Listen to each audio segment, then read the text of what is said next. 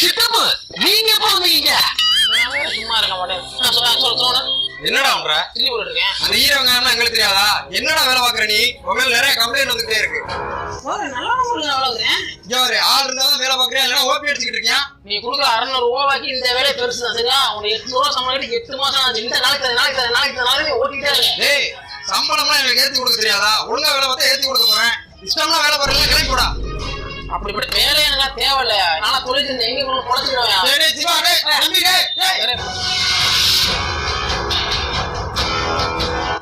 மாப்பிள்ள எங்கேயே ஏரியால மாப்பிள்ள இந்த மாதிரி எனக்கும் உனக்கும் ஒரு தகராறு ஆச்சுடா. வேலை விட்டுருக்கா ஏதாவது வேலை நம்ம வீட்டு பக்கத்து அண்ணாச்சி கடை வச்சிருக்காரு. அவர் வேலைக்கு ஆள் வேணும்னு நேத்தான் பேசிக்கிட்டு இருந்தாரு. நீ வேணா வா, நான் போய் சேர்த்து விடுறேன்.